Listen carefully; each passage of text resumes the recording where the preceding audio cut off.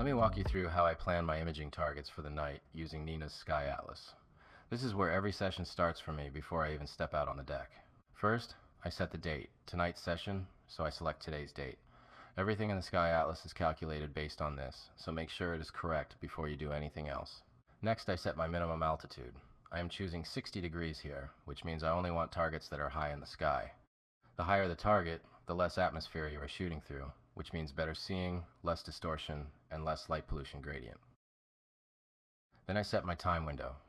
I want targets at that altitude between astronomical dusk and astronomical dawn. That is the window where the sky is truly dark. Now I choose the type of objects I want to image tonight. Nina lets you filter by galaxies, nebulae, clusters, and other categories. This narrows the search to just the objects that match what I'm after. Here are the results, sorted by size. Each target has a thumbnail image, so you know what you're looking at, and next to it is an altitude chart. This chart shows the target's altitude above the horizon over the course of the night. The higher the curve, the better the imaging window.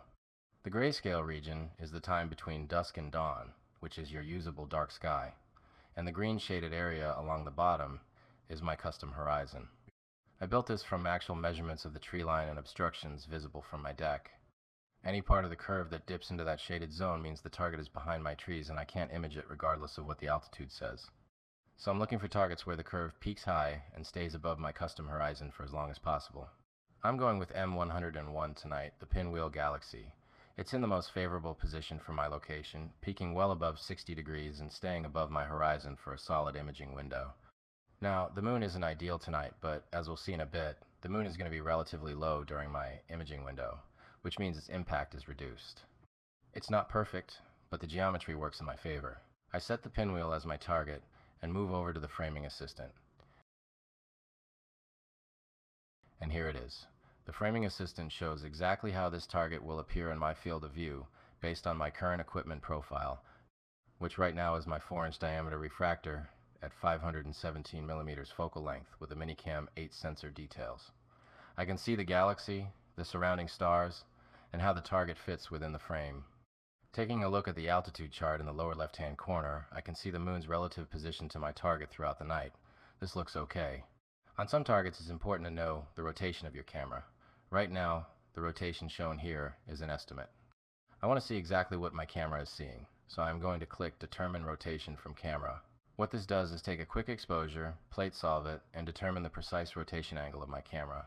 Now I can see exactly how the target is framed.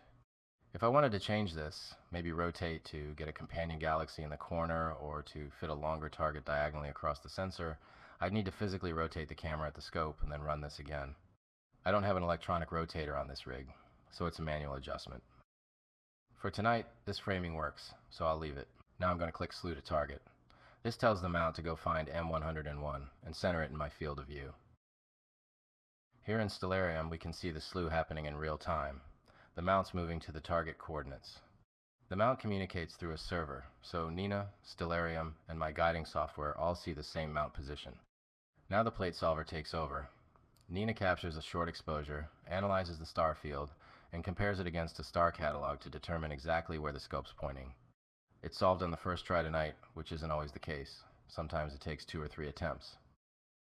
Now I'll send this target to the sequencer, and from here I can start building out the imaging plan. How many subs per filter, what exposure length, dithering settings, when to autofocus, and when to stop. That's the sequencer workflow, which I'll cover in a separate video.